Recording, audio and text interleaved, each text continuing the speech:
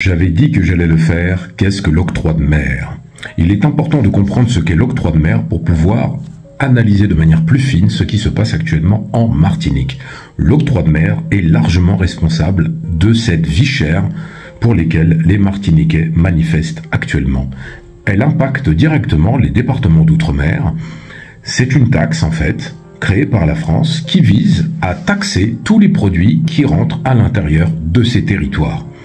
Elle se divise en deux catégories, l'octroi de mer à proprement parler, qui est une taxation de l'ensemble des produits qui rentrent, et ce que l'on appelle l'octroi de mer régional, qui peut exonérer certains produits ou évaluer la taxation selon la spécificité du produit et les intérêts économiques.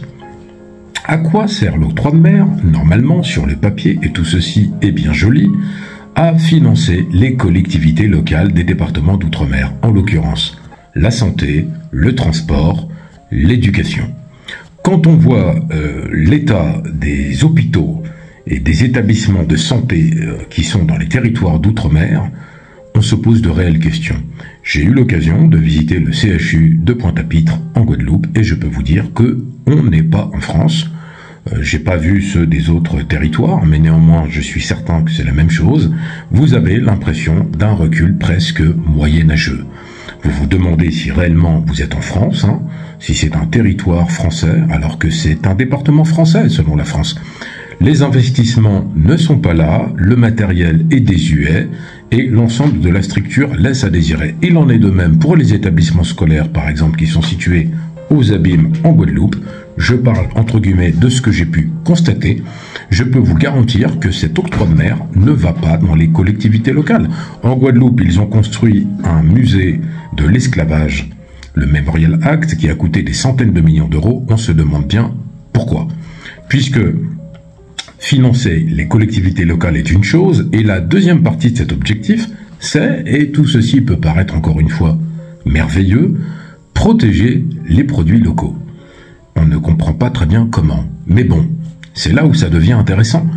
Cette taxe de l'octroi de mer contribue nécessairement à la vie chère et aucun Antillais ne peut comprendre pourquoi elle est appliquée, puisque la Corse, par exemple, qui est une île, n'a pas d'octroi de mer. Après, vous pourrez me dire, la Corse est juste en face de la France et c'est différent. Mais en quoi est-ce différent? Est-ce que c'est calculé par rapport à la distance? Si c'est appliqué sur le territoire de l'île de la Réunion, ou en Guyane, ou en Guadeloupe et en Martinique, ce qui est le cas, ce ne sont pas tous des territoires à même distance. Qu'est-ce qui justifie cet octroi de mer?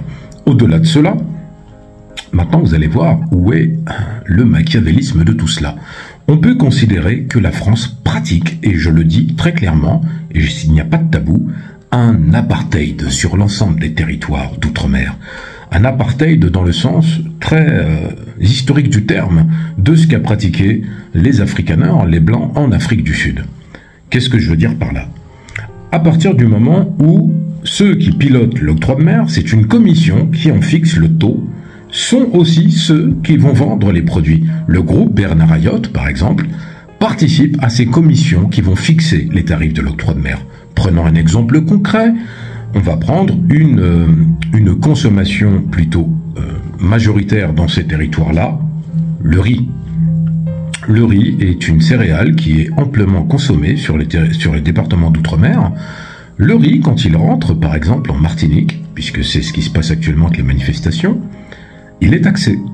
Mais regardez le problème. Le groupe Bernard Ayotte bénéficie d'exonération, puisqu'il est local et qu'il siège dans ces commissions. Il va fixer un taux d'octroi de mer appliqué à son propre groupe. Bien sûr, il ne va pas dire le groupe Bernard Ayotte a le droit à 6%, 5%, 4%. Il va simplement, par un mécanisme de holding, etc., de société écran, dire que le groupe là qui rentre le riz, société par exemple qui s'appelle la société Thierry, la société Thierry devra être taxée à 6%.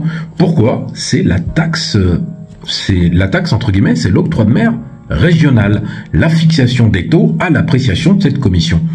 A contrario, vous avez une société chinoise qui par exemple ramène aussi du riz ou vietnamienne, eh bien eux ils vont être taxés à 40%, 30%, parce que Bernard Ayotte, son groupe, va dire « Attends, on ne veut pas que les Chinois puissent nous concurrencer avec leur riz, par exemple. Ils vont les taxer de manière supérieure, ce qui fait que très rapidement, vous avez par exemple le groupe Huawei qui lui a fermé sur les territoires de la Martinique et de la Guadeloupe parce qu'ils étaient écrasés par l'incapacité à s'adapter à ces marchés-là d'un point de vue économique. Vous avez donc d'un côté le groupe Bernard Ayotte qui décide de qui paye quoi, qui paye lui-même, qui est exonéré et qui applique les prix qu'il veut. Et comme il s'aligne sur les prix des autres, il vend avec justement cette vie plus chère de presque 50% sur les produits de première nécessité. Vous voyez, le diable est toujours dans les détails. Je l'avais dit dans mon autre vidéo, l'octroi de mer, quelque part, est la perpétuation de l'esclavage, puisque cet octroi de mer ne revient nullement à l'économie locale, n'aide nullement les peuples des départements d'outre-mer, les Martiniquais, les Guadeloupéens, les Réunionnais, les Guyanais, les populations de Mayotte, de Nouvelle-Calédonie, n'en ont que faire de cet octroi de mer et n'en ont pas besoin. Pour être très clair, s'il y avait une visibilité, quand vous allez aux Antilles, vous allez en Guadeloupe, il y a des routes qui sont dans un état épouvantable, les infrastructures ne sont pas au rendez-vous, et en plus de cela, les canalisations ne sont pas entretenues et on empoisonne l'eau.